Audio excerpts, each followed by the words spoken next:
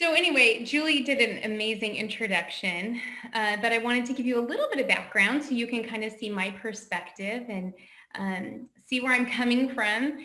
I started in 2003, newly credentialed, and at that time they were doing what was called the intern program, which was basically an emergency credential. They needed teachers, and they threw them in the classroom and said, "We'll call this your student teaching and your teaching all at the same time."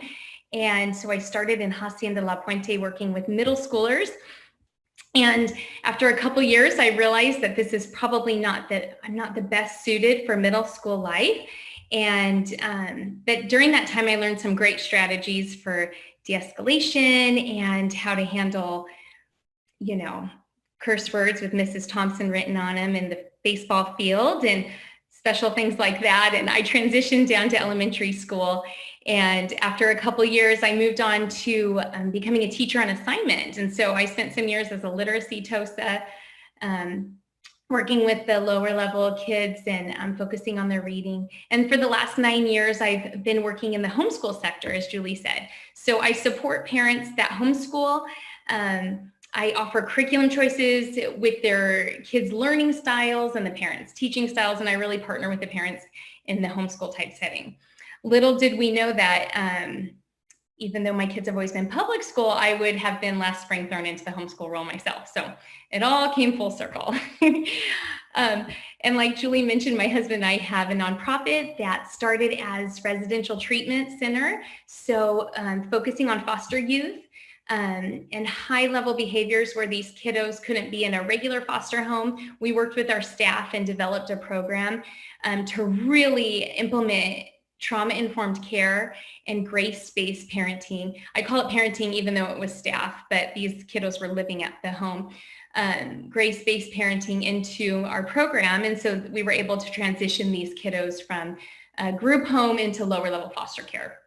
And so from that, my husband and I have been able to transition the nonprofit into more supportive services. So over the last couple of years, we've been training teachers in trauma-informed care and supporting foster and adoptive parents through retreats and training birth parents and kiddos in foster care and all that. So I come to you today as, yes, a teacher, but I feel like my trauma things I've learned have been really more on life and what's worked. In my home life, my husband and I, we've been foster parents for 13 years. And so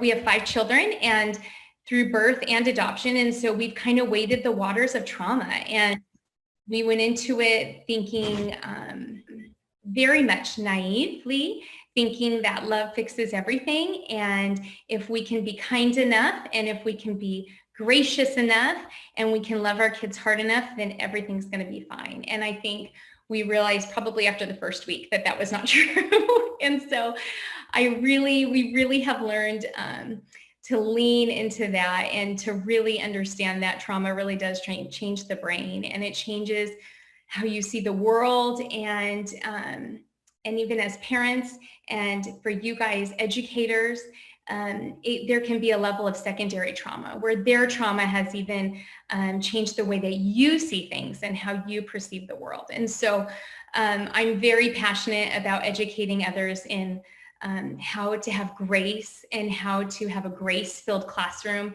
And I know this is not what any of us thought the school year would be, or even your first and second year teaching. I highly doubt when you were a little girl you thought, or a little boy, you thought, I can't wait to teach kids on a computer and put them in breakout rooms. This is not what we thought, but I truly believe that you can create connection and healing even in the virtual classroom.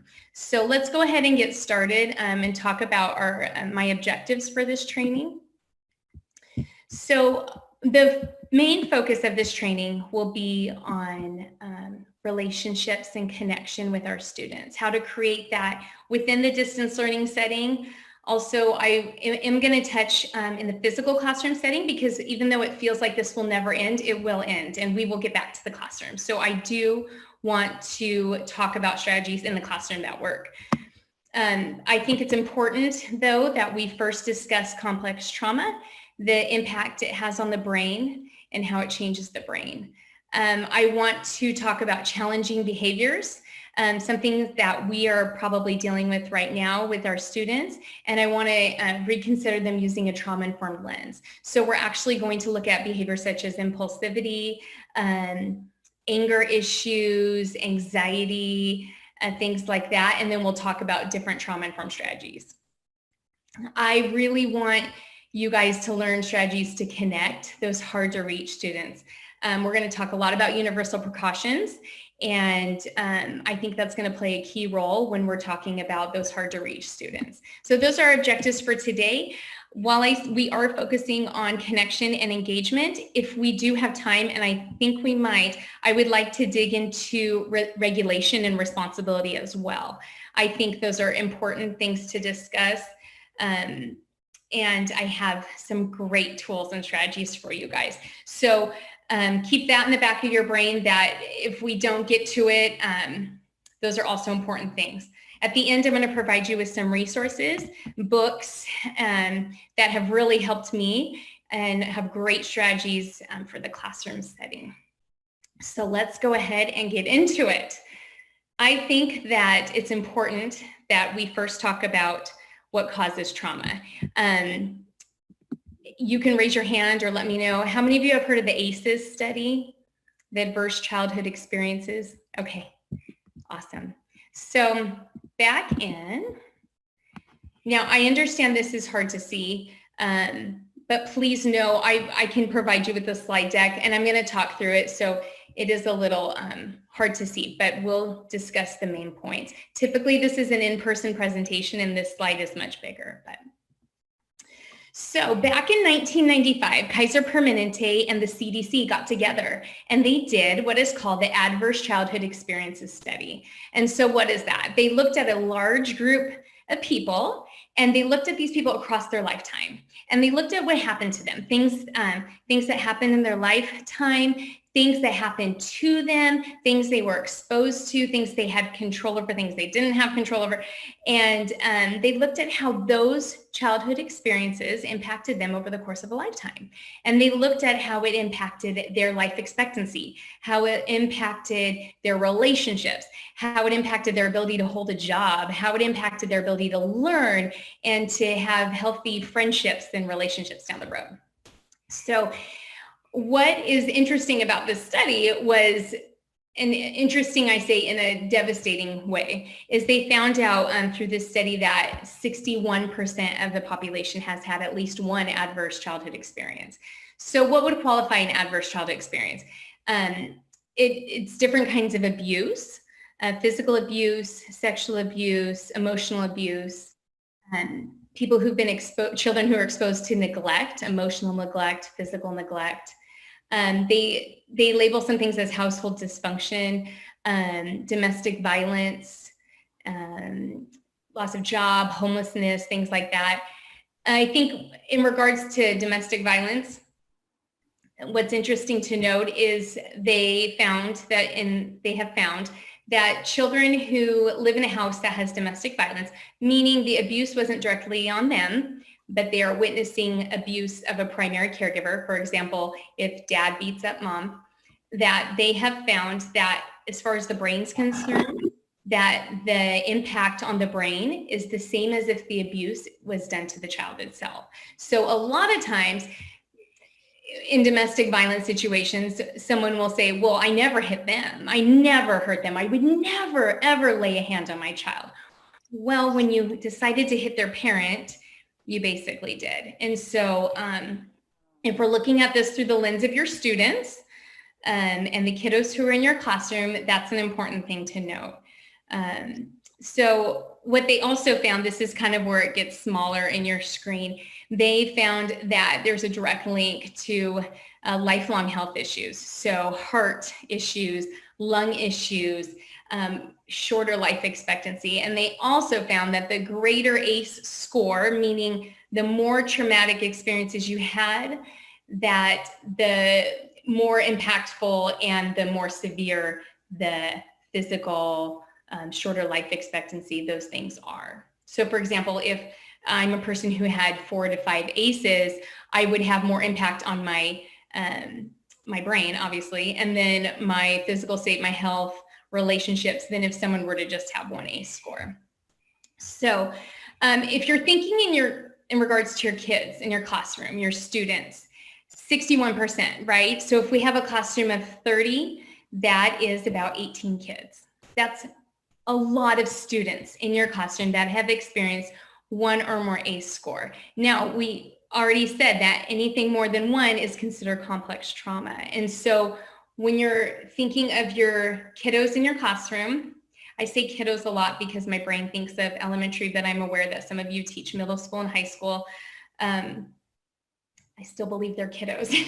So when you're thinking of your children in your classroom, these precious, precious, precious kids, it is safe to say that studies show that 60% of them have had trauma. And I always say, since we know this, it is very safe to say that we as teachers are going to commit to practicing universal precautions. So what's universal precautions? So I like to compare this to a hospital. So if I go into a hospital, the nurses and the doctors and the staff there, they're practicing universal precautions with blood, right? They don't know which blood is infected with HIV, so they're gonna pretend all blood is infected with HIV, right? Have you noticed? Nurses and doctors don't take off their gloves for some patients and put them on for others. They treat all blood as if it's infected. So we as teachers are going to commit to practice universal precautions. We don't know which of our students have had trauma. We don't know which of our students had a parent or a loved one that has died recently. We don't know which of our students is starting school having hunger pains in their tummy because their mom's at work and they're having their 5th grade brother watch them for the Zoom call. We don't know. So we're going to assume all of our kids have been exposed to trauma. Again, I say kids, meaning your students. So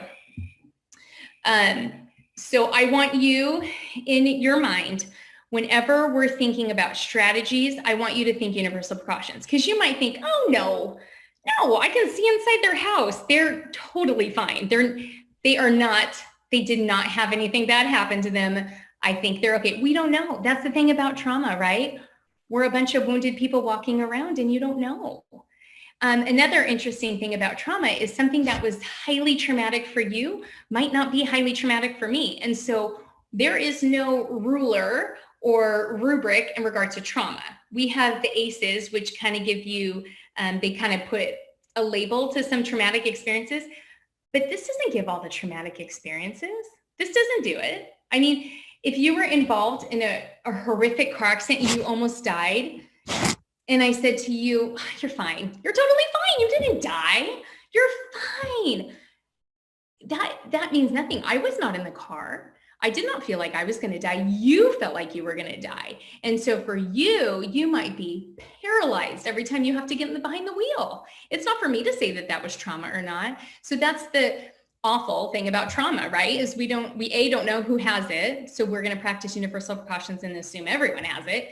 And we also don't know what it was. And so we have to be really mindful of things that we're saying and practices we're doing in our classroom to make sure that we're looking at it through a trauma-informed lens. So I want to look at this picture, but I want to remind you, when I'm telling you today, I don't want you to start feeling overwhelmed. Like, oh, great, here we go. Here's one more thing I have to do. Where's the curriculum at? Where's the worksheets? Where's my goals I have to write for that? No. I don't want this to cause anxiety for you, because trauma-informed teaching is simply a lens to view your students through. And so once I start kind of pointing out things, you're going to be like, oh, that possibly could be something that triggers one of my kids. That possibly could be something that sets one of my students off and I can't figure out why they always flip out right before lunch, right? So please don't feel overwhelmed by any of this. Just know that I'm giving you tools to look at your classroom through a lens of trauma-informed care. Okay, so let's look at these brain scans. This, as if you need more proof, right? This is just proof that trauma literally does change the brain. So the brain on the left is a healthy brain, a PET scan. I'm obviously not a brain doctor, so I'm going to speak like not a brain doctor. You can see the red areas and all the lit up areas, right? Let's look at the brain on the right. You can see certain areas are darker. This particular child was institutionalized. They've done tons of studies of children in other countries who spent some time in orphanages with rotating care and how damaging that is to the brain. So when I say that trauma changes the brain, I mean that trauma changes the brain. It changes the structure of our brain. On a personal note, one of my children has had a brain scan and she had prenatal exposure. And I can tell you from firsthand experience that you can literally see things in the brain that have happened because of abuse or different areas, particularly the frontal lobe, of where there's not supposed to be divots there and there's not supposed to be parts of the brain that are smooth, right? So I can tell you with certainty, looking at the scan, looking at one of my children's brain scans, that trauma changes the brain. So has anybody, raise your hand, has anybody read the book, The Body Keeps the Score? Anybody? It's an excellent book, and I actually have it at the end in my resources for you. So this book, The Body Keeps the Score, is very fascinating, and I recommend it to everyone in the world, whether or not you're an educator or if you've had trauma yourself. I think it's a very important book to read because it really shapes how you view people in the world and how we don't know what they've gone through. And it really helps with empathy and just understanding others' experiences. So let's look at this picture. This picture was part of a study that is discussed in the book. So this picture is, what they did was they took this picture and they went to a neighborhood that was kind of in a bad area. The kids in the neighborhood, there was a really high crime rate, a lot of absentee fathers, a lot of single moms that are working, raising these kids. This area that they went to in the neighborhood was not the best. The kids clearly had ACE scores, right? They had some things in their life that were traumatic that happened to them overall. Okay. They also took this picture to another group of kids, and these kiddos, most of them had parents that were both together, parents were working, money wasn't really an issue. And so we're dealing with it was like a 2-group study. So they showed this picture to them and they said, what do you see in the picture? And unless you've read the book, you're not going to believe this. So the kids who haven't had trauma or very little trauma, right? The kind of the neighborhood that was a little better off, the kids across the board said, Dad is fixing the car. The brother is helping. The little girl is holding the tools, and it looks like the dad's working on the car. They showed the same picture to the group of kids that had complex trauma, and you know what their answers were? The boy is going to knock the car down and it's going to crush the dad. The little girl is going to hit the dad on the head with the hammer, and there's going to be blood everywhere. The children came up with these gruesome scenes. None of that is in the picture. They both looked at the same picture, but one group of kids dictated that they saw what's happening in the picture, the dad's fixing the car. And the other group of kids that had experienced trauma, like portrayed and projected into that picture trauma, right? Gruesome scenes. And as I've trained teachers before, I've had a couple teachers come up to me after and say, you know, it's so funny you said that, is because when you put the picture up there, I was thinking something bad was going to happen.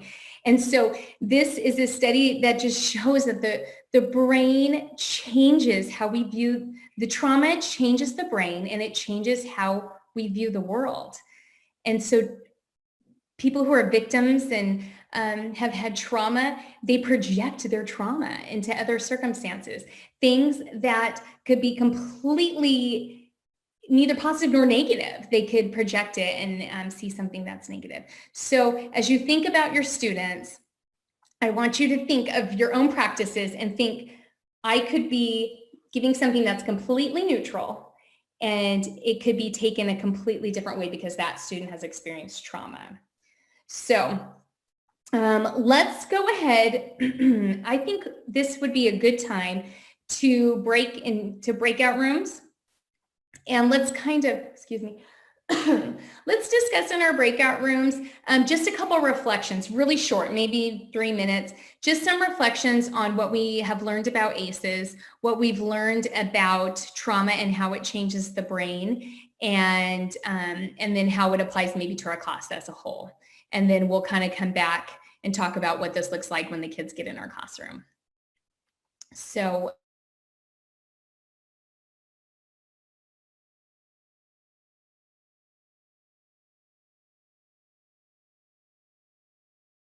is there anyone who wanted to share anything, anything that came up in your breakout room that you feel like sharing? I will say that as we learn more about trauma, it does happen sometimes where we start to think of our own experiences. And it is very interesting. There's been studies of professions that are more on the helper side. So for example, therapists, teachers, people that play kind of the helping role. And they have found that those people in those professions tend to have a higher level of trauma, which is interesting. So they've done studies where subconsciously people go into those professions to kind of help themselves by helping others. And so I think that's interesting. I always find at professional development, teachers will come up to me and say, oh my gosh, I found like I could apply some of this to my life and I need to share this with my spouse or my partner about things like this. So, all right, so let's move on. This is just a little simple drawing on what kind of happens to our brain when we're experiencing trauma. So we have an upstairs brain and a downstairs brain. And as you can see my hand, this is how I model it for students. I am a firm believer in teaching our students about the brain and about how when we go through hard things in life, AKA trauma, when we go through hard things, it can make it harder to learn. And it's not our fault, but we have to be aware of where our brain is at. And we'll talk a little bit more about that in regards to regulation. But I always model for my students. This is our brain, and we have an upstairs part of the brain, and then we have a downstairs part of the brain. And so this right here with our lid down of our brain, this is our upstairs brain. This is the thinking brain. This allows us to think before we act, right? If I'm mad, I'm going to use my words. I'm not going to hit someone. I'm going to have control over my body. I'm going to express empathy. I am going to have self-awareness. I'm going to have awareness of my body and what's going on around. But when my lid is flipped and I'm in my downstairs brain, the downstairs brain is the fight or flight brain. So they actually call it the reptilian part of the brain. And that is where it's based our basic bodily functions. And the job of the downstairs brain is to keep us alive. So if I'm in the forest and I hear a bear and my heart starts pumping and I get ready to run or to fight the bear, my lid is flipped and I'm functioning in the downstairs brain, that's because its job is to keep me alive. But if I'm in school and the teacher brought up how I didn't turn in my homework, and I know that my dad gets really mad and he yells and sometimes he hurts me when I don't do my homework, my lid is going to be flipped and I'm going to be acting in this part of the brain. And my teacher might just see me zone out for a second or might see me start to get sweaty palms or to act nervous, but in my brain, my lid is flipped. So I think this is a good little tool when we're talking to our students. Some teachers say like, tell me, how are we doing? Are we ready to learn? Are we in our upstairs brain? And so the kids can say like this, which I think if they're truly, lid flip, they wouldn't be doing that. But it's almost like a sign of how regulated are we. You guys know about the zones of regulation. And so it would be kind of like saying, what zone are you in? I've even seen kids do really cute, like we're halfway there. So I bring this up because I want you to know that this is not something you can control. So I give this personal example of my lid being flipped years ago when we only had 4 children. No, we had 5 at the time. So my husband took our 3 boys camping and I had the babies at home. I think at that time we had a 7-year-old, 2 5-year-olds, a 1-year-old, and then our newborn baby foster daughter. My husband took the boys camping and it was fine. He was going to be gone just for a couple nights. And having 2 babies, fostering, we had gotten really used to doing the middle of the night thing. And so I would keep bottles on the nightstand and, when they needed to be fed, it would be like this whole middle of the night station on my nightstand. And so the night my husband took the boys camping, the baby woke up and she was just a couple months old. And so I brought her into our room and I'm not sure why, but at that time there wasn't the bottle of water to fill up the bottle. And so I had to go downstairs and I don't know why, and I will forever regret it to this day. I didn't grab my glasses and I am very blind, very, very, very, very blind. I should not be going anywhere without my glasses or contacts. I didn't grab my glasses. I just grabbed the baby. And so I was holding the baby facing out. She was a couple months old, holding her facing out. I didn't have my glasses on. It was 2 a.m. I missed the last step and I fell on her. And as I fell, her head slammed forward into the wood and snapped back. And I instantly thought I had killed her. And my brain went to a million places. She was our foster daughter. So not only did I kill a baby, I killed someone else's baby. I was convinced she was screaming. So I thought, well, if she's not dead, she's going to die. Her leg was tucked up really weird. So I thought I had broken her leg. Again, I'm an adult and I fell on a newborn. It was my fault. I didn't have my glasses on. So obviously my lid was flipped, right? So I called my parents and they came to sit with the other baby because my husband was camping while I took my littlest to the emergency room. And the whole time I'm thinking that she's dead. I really am, or that she's going to die. That was the record player playing. She's going to die. She's going to die. She's going to die. And it turned out okay. She's okay. It took a long while for me to come down from that fight or flight. She was fine. They did all the scans. Her leg was not broken. She had a hematoma, but it wasn't anything major. I didn't get in trouble for not grabbing my glasses, but anyway. So I share that with you because obviously that was a very traumatic experience. Even sharing it right now with you, I could feel my heart rate start to quicken.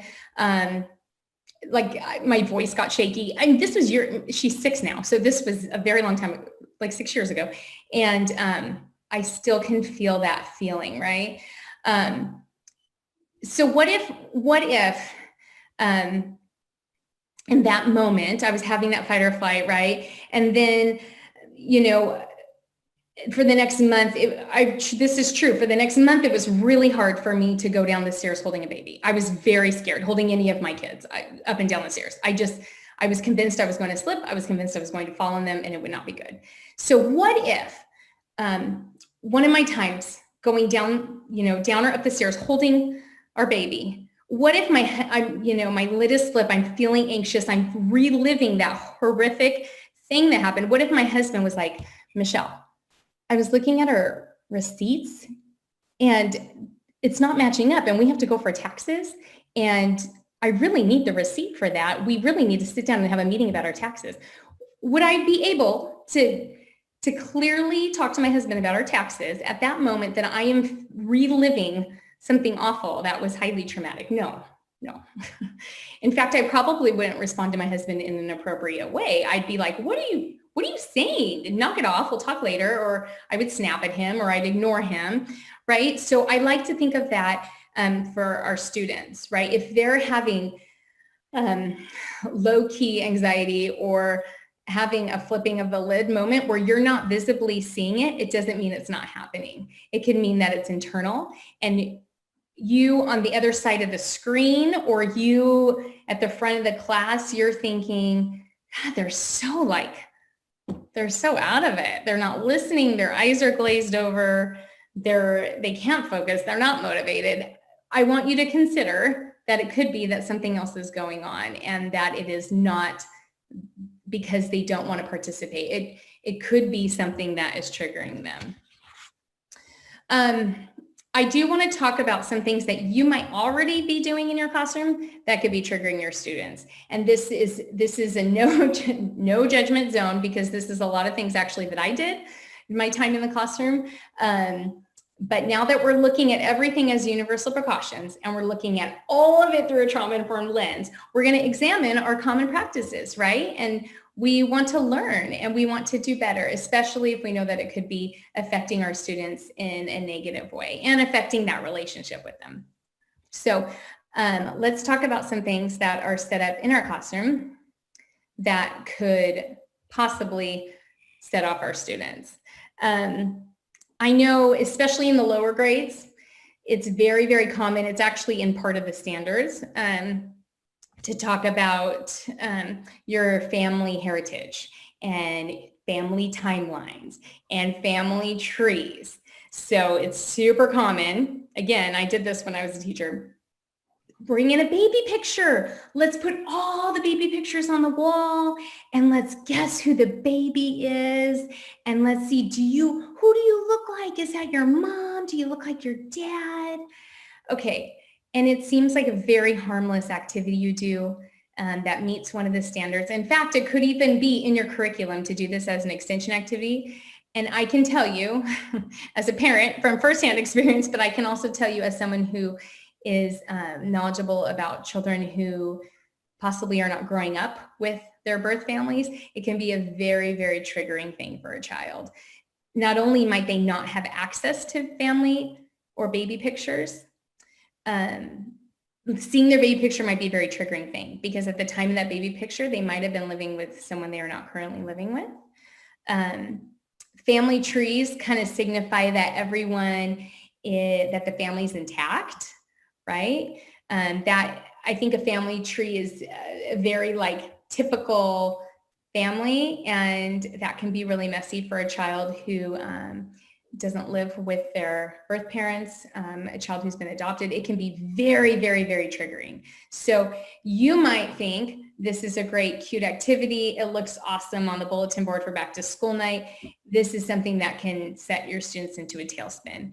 And even if you don't see the direct results of that tailspin, you wouldn't want to set them off anyway, right? Like on a human level, even if you never know that it was triggering or impactful for your students, you would never want to do something that could possibly hurt them.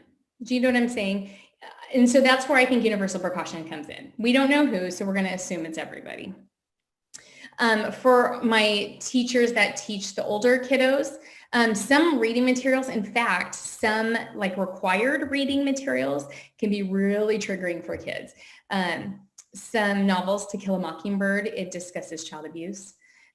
Great Gilly Hopkins discusses parental abandonment. So I say this not so you guys think, oh my gosh, is there anything we can teach? We're taking everyone so sensitive. No, I say this because we don't want to unintentionally set off our students if we can just change a simple thing. There are so many ways to address family heritage and timelines and teach sequencing without doing, your own personal story, right? if a kid has trauma, and I'm not even necessarily talking about kids that have been adopted or have gone through the foster care system. I'm talking about, death of a parent, death of a loved one, parents getting a divorce.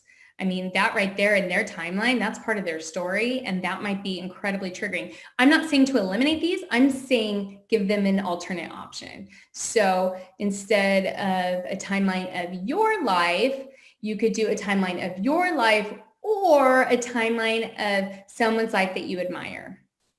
And if you do know of a student who has disrupted placement of where they've been living, you could even go to their caregiver and offer an alternate option of that as well.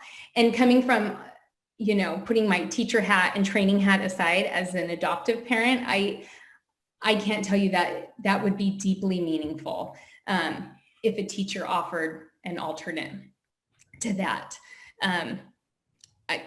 I'm now on my 4th child going through this timeline family tree business, and I can tell you it's very, very, very triggering for kids. So those are some things that you might already have set up in your classroom routine that could be triggering your students. All right, so let's move on. Now that we've talked about all the devastating things of trauma and how harmful and how it changes your brain and rewires your brain, let's talk about how we can help heal that. And so we know that through relationship, the brain can be hurt, but then also it can be healed through relationship. And so I love this quote because it just kind of puts into perspective when trauma rewires our brains for protection. That's why it just makes it really hard for kids to have healthy relationship. All right, so I'm going to spend a good amount of time talking about connection because I feel very passionate about connecting with students. I feel really passionate about teachers connecting with students that are challenging and not necessarily easy to connect with. I think it's the sign of a pretty phenomenal teacher that connect with those kids that everyone has deemed like the hard kids. And, you kind of inwardly roll your eyes when you see them on your class list. I think connection is just key to everything. We can talk about regulation and we can talk about responsibility, but connection is really the biggest piece, relationship. So I always say it's our job to make our students believe that we would be devastated if they weren't in our class. And I know that probably for you guys, for 90% of your students, you're like, I would be devastated. But I know that there are a couple of kiddos that are hard. They're challenging. And when we're talking about middle school and high school, we're not going to use sweet words like they're challenging. I mean, it is a whole nother ball game. And so I recognize that. I'm aware of that. I know that this isn't just that, oh, you're a little stinker. We're talking about some big, big, big things and challenges. So I don't want you to think I'm minimizing in any way, but let's talk about some connection strategies that you can start implementing. I'm going to give you 2 sets. I'm going to give you some sets for distance learning and how you can connect when your students are not necessarily with you in the physical sense. And then I'm going to give you some strategies for when we're back in school. And I know it feels like this is going to last forever, but it's not. And you will be back in the classroom. So we're going to go over some strategies for that. So, all right, I think it's important to make time to connect. I am aware that with distance learning, your instructional time has been shrunk down. I am aware. I'm aware that you have to race to get it all in or you won't get it in and you'll be behind. Some of you probably by 8:15 in the morning are like, I'm already behind for the day. And that's the worst feeling. So I acknowledge that and I'm aware of that. I want to encourage you though, that if you do the intentional hard work of connection with your students on the front end, you're going to kind of win in the end because kids that feel connected, they're eager to please and they're eager to participate. And that is going to pay off in the end. This is a little bit of a digression, but I think it's important to say. These strategies I'm giving you are not going to change your students overnight. You might not see change this year, but I do think it's important to do the hard work. So this is not a recipe for how to get like compliant, well-behaved students. This is, we're going to do our part. We are going to try to connect. We're going to try to engage. And then it might be a whole nother year, you know, they go on to the next grade level, whatever. But I think it's very important that you do your part. And I fully believe that even if you're not seeing the fruits of the effort you're putting in, I think in the long term, the kids are going to have those memories that are going to stick with them. I know I can remember back to 4th grade. I can tell you my very favorite activity. I can tell you who my teacher was. And so I know that things like that will last with them. Okay, so it's important to make time to connect. Don't shoot. I don't want the firing squad, but I do think to take a good chunk of time in the morning for morning meetings, I think it's very important to get intentional and get personal. So this can be done in a different way. I'll talk about elementary and then I'll talk about high school. So on the elementary level, this can be giving them a fun little, while you're doing attendance or whatever, giving them a fun little writing prompt, putting them into breakout rooms and having them share and popping in. And then this is fun. This is a fun prompt, right?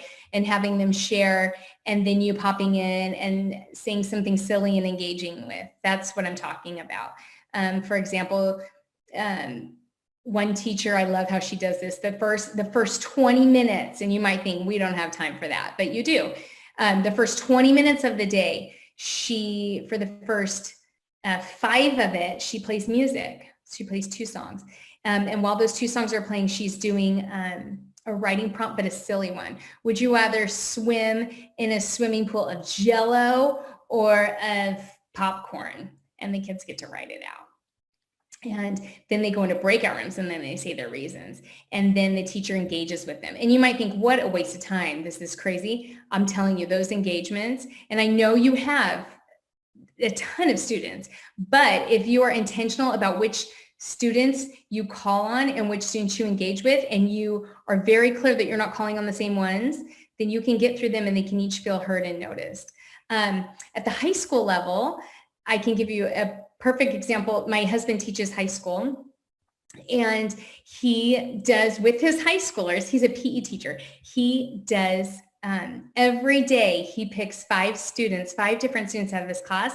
And he said he doesn't call it show and tell because that seems creepy. He's like, I can't call it that for high school. He calls it memorable moments. And the high schoolers love it. They get to bring one thing and share about themselves that either makes them unique or something that's special about their life. They get a couple minutes. He gives them plenty of time. He never springs it on them. And for the first couple minutes of class, they do memorable moments. They love it. One of his students the other day brought a whittling thing she made. And we're talking high schoolers here. The high schoolers who don't show the camera and who have their camera off or just on their forehead. He's getting them to engage. And so I know it's possible with high school. There's different ways you can do it. And then in elementary, obviously you can do show and tell, and it doesn't sound creepy when you do it in elementary. Another connection strategy during distance learning is to make them feel noticed. I am a big believer in mailing our kids letters. Some of you in middle school and high school are like, are you joking? I have hundreds of students, but I will tell you, again, my husband teaches high school and he commits to mailing each of his students 2 letters throughout the year. And so he does a couple letters a day. He takes a couple days off. He kind of pushes through it in the beginning. The first month, he sends out a ton of letters because he doesn't want to feel like it drags on forever. But in the letter, he tells them something something about himself. He asks them a question about them, and then he writes something encouraging. And so you would not believe what a game changer that is. Not for all the students, but he has had students write them back. He's had a parent call him. He had a parent say, you know what's amazing about this is my student is at the end of the alphabet, a W, and they got a letter from you at the beginning of the year. So we know you're not going in alphabetical order. I mean, the things the kids notice. My last name's Thompson, so my husband's like, I know the T's and on always get the short end of the stick on everything, and so he feels, he shook it up and he put that in one of the letters, like, I chose you first because you're a W, and we got to stick together, these end of the alphabet people. So it's possible. It takes effort. I mean, for a while there, we were ordering a lot of greeting cards on Amazon. He ordered a big bulk several times over, and it is just so neat.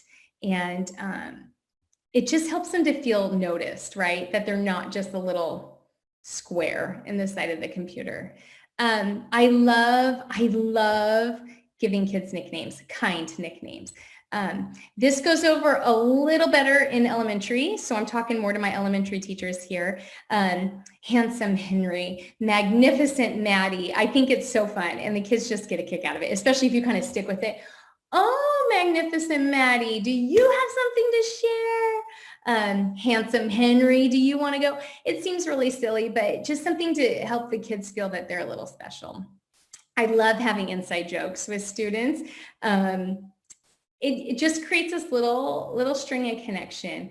Like, for example, if let's say if you're in school setting, you accidentally trip or something, you could say to the kid, oh, am I going to trip again? Something just the two of you share, right? It doesn't have to be insulting. It doesn't have to be sarcastic. It's just something silly. I'm a big fan of creating community within the class. This is a little challenging with distance learning, but this can be done with thoughtful breakout rooms. Instead of the random shuffling, we could do it based on, things they're wearing or favorites. I love using these cards. I use them for my family too, with my children, but this is so great for teaching. So when you're in the classroom, typically I would pull out, popsicle sticks to group the kids. To random grouping. I'm a big believer in random grouping because then kids get to know all the other kids and it doesn't become this thing where they don't want to be in a group with other kids. But so what you could do for distance learning is you could send them to their breakout room in their groups and then say, all right, let me pull my card. Okay, when you're in there, you're going to tell your favorite joke. You could do a little older, you don't have to say in that voice if it's high school. You could say, okay, guys, we're going to go in your breakout room. And you're going to discuss with your team, would you rather learn how to ski or fish or sail? Go. And you might think like, oh, that takes extra time, but it doesn't. It just takes a couple minutes. And I like to use it every time the kids are broken up into groups. I do, because it gets them talking. If they're distracted and doing something they're not supposed to be doing, like doodling or eating or whatever they're doing while on camera, it kind of brings them back. If everyone's answering a silly question, it kind of brings them back to join the group. So I love conversation starter cards. I love them even more when we're in the classroom, but they work just as well for distance learning. I think it's important to have fun. So I think themed days, joining in with the students, it's one thing to say like, okay, guys, I'm going to turn on music and you can dance if you're lower elementary, and then to just sit there and watch. No, get up there and dance. I think it's important that there's this sense of like, this is us together. We are doing this together. I love to tell corny jokes, but I did some at my last PD and it went over very flat. So I'm not going to tell you any. It was crickets and I was so sad. I do think a fun way to engage is if, maybe like when you open up the Zoom, have like your pet there instead of your face. The kids would get a kick out of it. If you have older ones, sharing funny memes, appropriate ones, just something to make it fun, right? It's just so much and so heavy, and it's such a long day for the kids. So we just want to make this fun. Let's go into breakout rooms and talk about, you can either talk about one strategy you either do, how about one strategy you currently do for connection with your students? And if you don't have any, if you're like, I don't do any of these, maybe one that you want to try, and maybe you guys can brainstorm. I would love it if you guys shared out after the breakout room or put it in the chat box about something you guys do, and then I can share it for everyone. That would be great too. So let's go into breakout rooms for a couple minutes and talk about connection strategies on distance.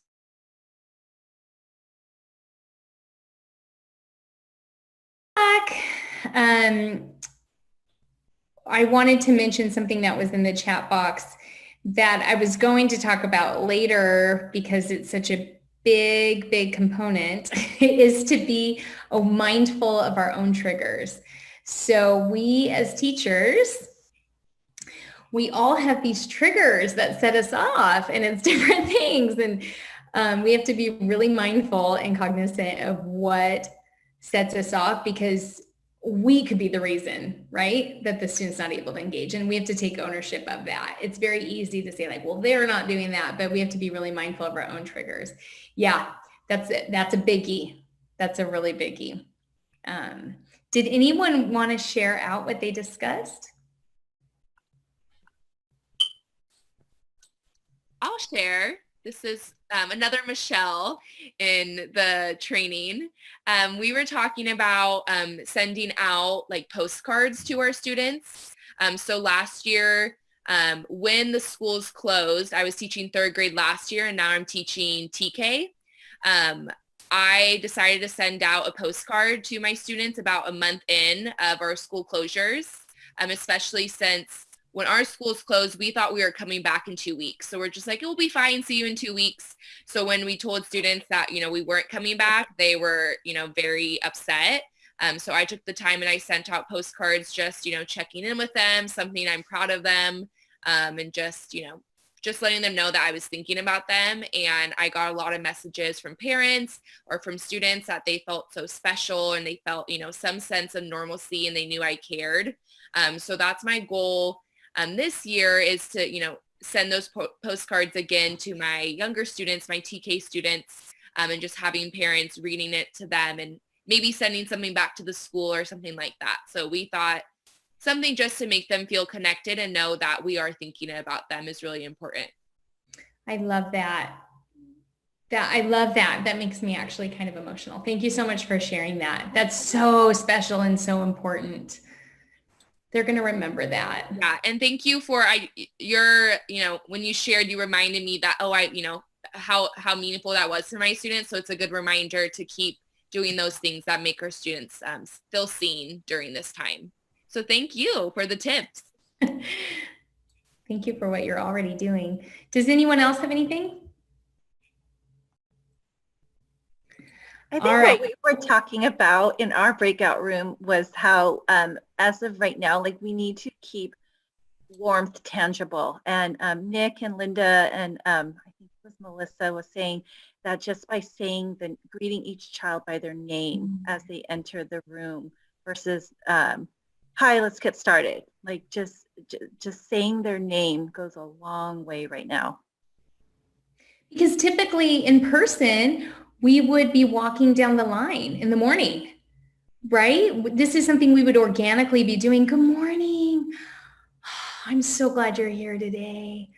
Good morning, Abigail. Oh my gosh, you are so ready to learn. I can see it, right? We would be doing this naturally. And so unfortunately, the screen removes that, like me getting on your level and looking you in the eye, and without being super creepy, right? Like it just removes that. And so I think you're spot on with that.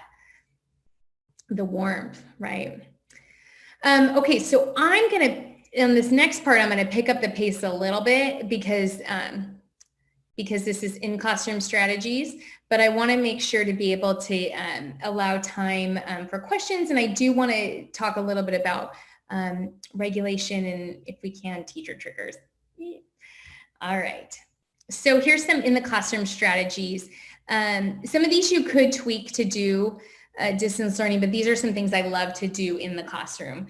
A big one is morning meetings again, obviously. 5 minutes a day. Now, this strategy right here is the golden ticket. And if you're a parent and you have challenging kiddos, I'm just saying it's really effective with your children. You could probably transfer it to your husband or your wife. It's just a great strategy. So if you have that student that just either triggers you like no other, or just gets on your skin, or you're just having a really hard time giving them the benefit of the doubt, you feel like they're always taking advantage, they're always lazy, they're never turning in work, they're never paying attention, I want to challenge you to 5 minutes a day. You're going to look at that child and that student as if they're the most precious thing in the world. You're not going to think they're manipulating you. You're not going to think they're taking advantage of you. You're not going to think they're lazy. You're going to look at them as that they're precious. They're just precious. You're going to give them the benefit of the doubt. You're going to engage with them. You're going to not walk the other way around the classroom. You're going to walk in their way, and you're going to engage with them. You're going to pay attention to them. So you might think 5 minutes a day, because if you have a challenging student, 5 minutes is a very long time to pretend that student is precious, right? And so my encouragement to you is to find that challenging one in 5. And once you got those 5 minutes, and it might seem like the longest time in eternity, I want you to increase it over the course of the year. And maybe for 10 minutes, or maybe in the morning until recess, I want you to think of that child as they're the most precious. We're going to give them the benefit of the doubt. We're practicing universal precautions, right? We're not going to think that they are acting this way because they love to make our lives harder. They are responding this way because not that they're attention seeking, they're more support seeking. So they're seeking something. How can I offer, meet those needs for supports, right? I call this whisper wish. This works really well with elementary. This would happen kind of in the morning, the line. You would go up to a student and say, oh, I have a wish for you today. My wish today is that you would rock it on your math test. Oh my goodness. My wish for you today is that on your habitat project, that you would have so much fun drawing your animals. And then at the end of the day, I'd say, did my wish come true? Did my wish come true? So you can, you speak that wish into them, and then you check back in at the end of the day. That way they know you're thinking about them. You can also project different things that you're really hoping for. My wish for you today is that you have so many fun ideas in our meeting time, you know, in the subliminal way saying like, I want you to participate. So I love Whisper Wish. It works really well with the kids. In the classroom type setting, this is a little trickier in distance learning. I like to use I wish my teacher knew cards, keeping a stack of these in the back of the classroom. Sometimes kids feel safer sharing what's going on if they know there's, they don't have to say it to your face. So this is I wish my teacher knew, so they could write, I wish my teacher knew that I'm moving and I'm sad. Or, but on the bottom it says, I would like my teacher to, and it has little boxes, write back to me, talk with me, share this with the whole class, or share it with the school counselor. Now, you don't even have to be as elaborate as this. This is like a teacher pay teacher thing. You could just have a stack of note cards back there and say, if there's anything you want me to know, I would love for you to fill that out. And it's only for my eyes. And that could be a great way to connect. The rest are pretty self-explanatory. I want to make sure. Okay. I think it feels more natural to connect when we're in person, but I want to encourage you, if we look for ways we can connect over distance learning. Michelle? Yeah. We're not seeing that. There we go. Next slide. Thanks. All right.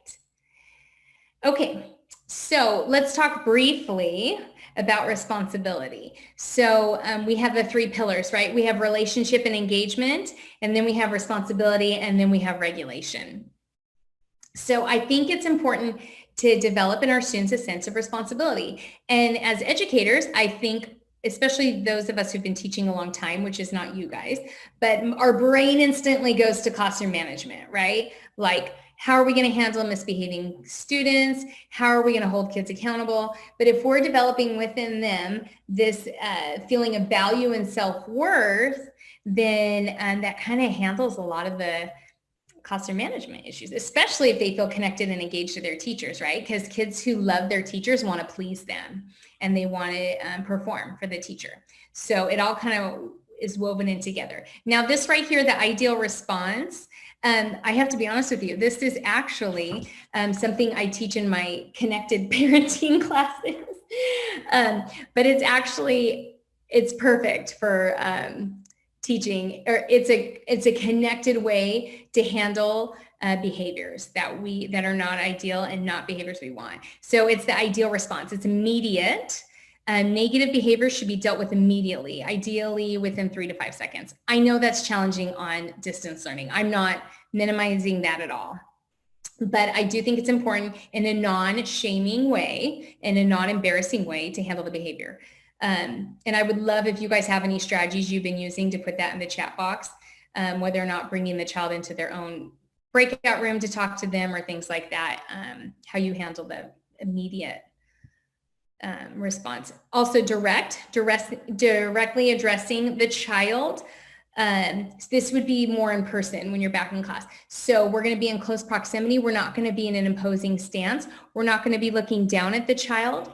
I call it soft eyes or a soft face, right? Because you can say things like, how you doing, pumpkin? But if my face isn't saying that, their kids aren't going to get that. So we need to make sure our eyes are soft, our face is soft, our cadence is slower. When I get angry, my voice gets really high and I talk really loud, and it's important to bring that down. E stands for efficient. So we're not going to do lectures. We're just going to short phrases and redirect. Offer 2 choices, maybe offer a compromise, and then end it with fair enough. Are we good? Right? We're not going to use this as the time to get on our soapbox and talk about all the reasons you're being disrespectful. We are just going to quickly deal with that, offer a couple options, possibly a chance for a redo, and then we're going to move on.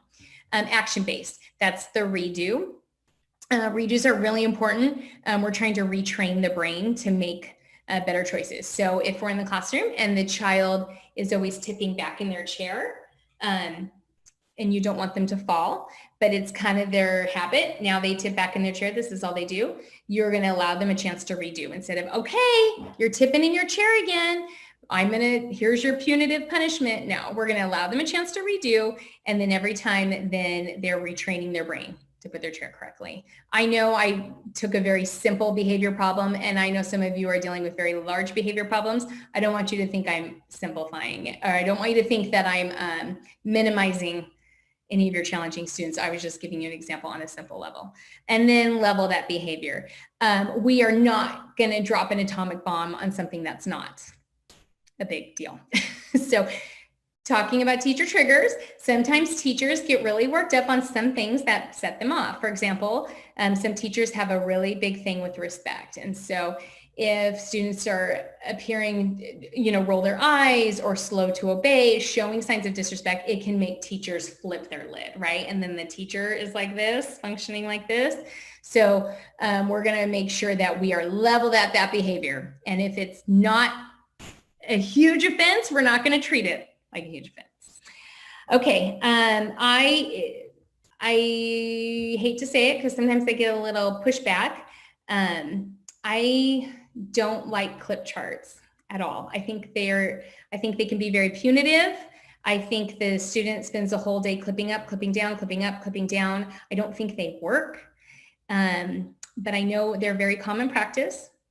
So I think it's more important to focus on non-punitive, relational things, natural consequences, instead of you're not making a good choice, here's what we're going to do, instead of like, you seem like your body's having a hard time regulating. It seems like, it feels like you're a little antsy. Do we need to move? We're looking at it like, how can we help you to get you to where you're in a position to learn? Again, I'll say it again, we tend to look at students as attention seeking, or what they're doing is trying to get our attention. We need to look at it as they're support seeking, right? So they're displaying this behavior, and our job is to go in and what kind of supports can we layer on, right, to help with that behavior. Okay, Regulation. Oh, here's some strategies. Do you guys know what a parking lot is? I love parking lots. I think it's a formative assessment, a quick way to check in with your kids. You put it, you can give them Post-its. This would be more for in-person learning. You could put a prompt on the board and they could do Post-its. They're responding to something you're writing. You get a good gauge. It's a good formative assessment. So those are some responsibility strategies. All right. I have challenging behaviors and I have regulation. Let's pop to regulation really quick and we'll go back to challenging behaviors. Like I said, I don't like clip charts. I'm home, just to let you know. Okay, thanks. I don't like clip charts. I think they're punitive. So I think the shift needs to go from how misbehavior to how's your engine running, right? We need to help you regulate. Also, I like to think of it as HALT. Hungry, angry, lonely, or tired. Let's look at our students. Some of them, right, if we're teaching high school, they're 17-year-olds, they're like big toddlers. Sometimes they need a snack and they're a little hangry, right? So we need to look at those areas to see if there's some needs there. And then the goal is to help co-regulate with them and then to move them to a position of self-regulation. So for co-regulation, that can be modeling with them. We're going to take some deep breaths, some star breath. Oh, everyone's feeling really antsy. Let's do some pushes with our arms. Let's pull. Let's take a couple seconds. Let's do a quick go noodle, things like that, just moving our body. So we're training our kids, and it's good when they're little to start them at this. We're training them, we're going to co-regulate with them and then move them into self-regulation. And I know I blew through that really fast. You guys can email me later. I have some great strategies for calm down corners and what they're for and what they're not for and how to make them really effective. But considering time, I want to go really quickly into challenging behaviors because I think that this is where a lot of us are thinking we need the most help on. So we have defiance, impulsivity, aggression, anxiety, lack of focus, hyperactivity. This kind of goes hand in hand with teacher triggers. One teacher might feel like the worst thing in the world is defiance, while the other teacher could feel like, oh no, the worst thing is when they're hyperactive and they can't sit still. That drives me nuts. So I want us to practice universal precautions, and we're going to go through these behaviors and let's talk about them in a trauma-informed way. So let's take hyperactivity, for example. And I would love it if you guys would share out, but I understand if you don't feel comfortable doing that, you can always put in the chat box or message me. So if we have a student that's constantly wiggling, I think this is a big issue with distance learning. It's a long time for them to sit and focus on a screen. Kids have never had to do this before outside of, I guess, watching TV for 6 hours, but this is challenging for some students. Some trauma-informed ways that we could handle hyperactivity would be to offer frequent breaks. And even this, me talking to you guys, I'm sure you're getting antsy and tired and hungry and need to stand.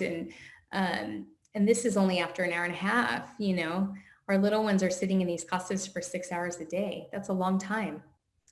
I think it's important to do energetic lessons. And some of you might think that's not my personality. Well, it should become your personality. An incredible teacher told me yesterday, our job, a combination between Dora the Explorer and Blue's Clues, right? With our voice and our inflection. We want to make it exciting and interesting.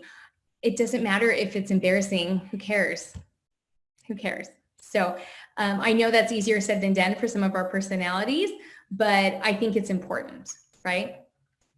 Whole class yoga. Again, I think it's important if you do it with your students. That's just a personal thing. I think for connection, it's important.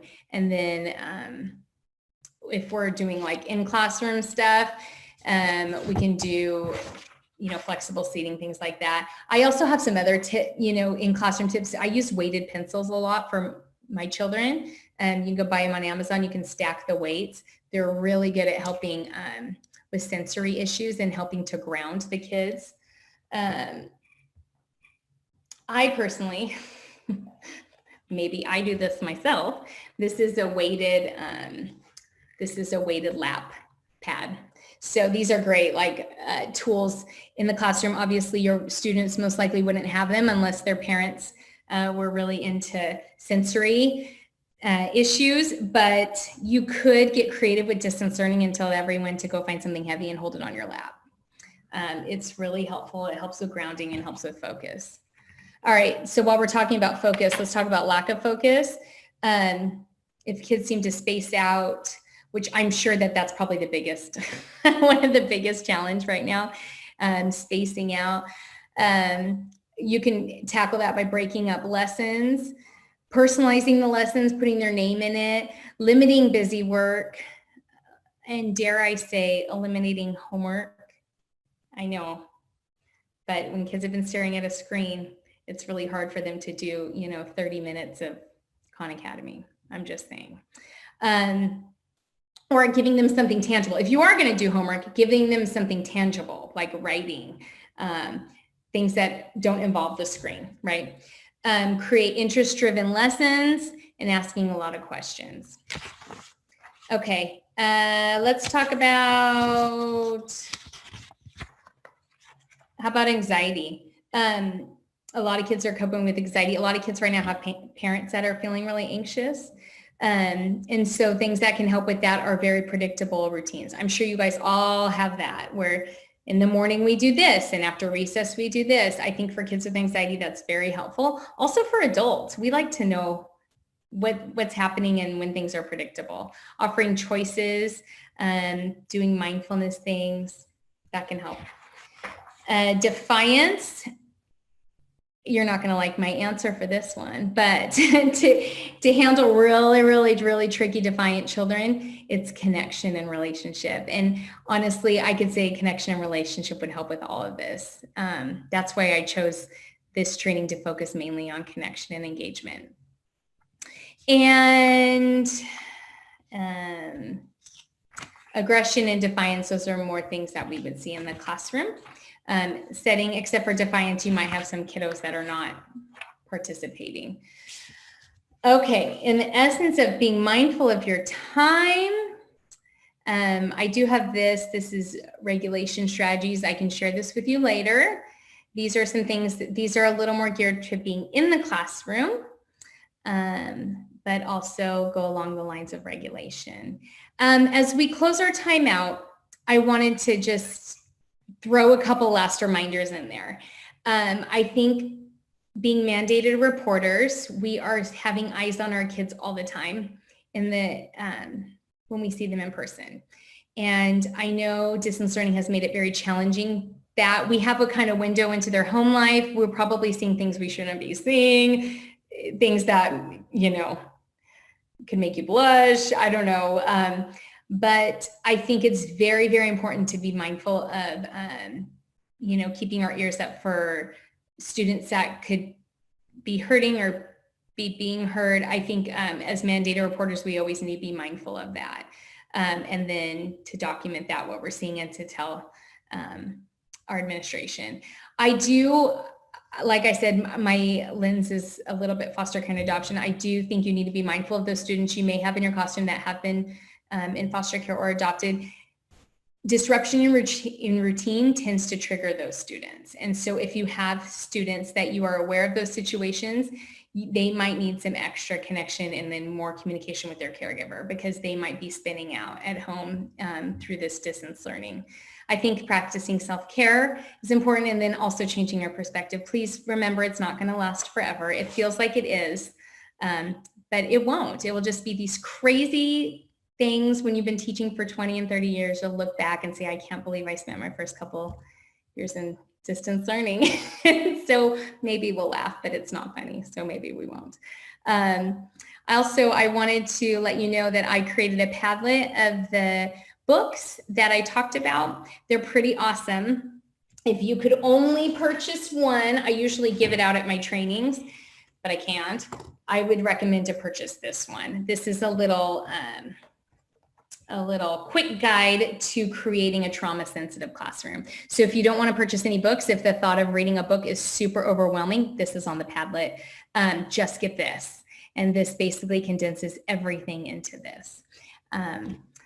Also, I put my email. If you want to shoot me an email, I put our nonprofit information at the bottom. So I am so thankful for this time, and I have faith that you guys are going to hang in there. You're going to be okay. You will. So thank you so much, you guys, for your time.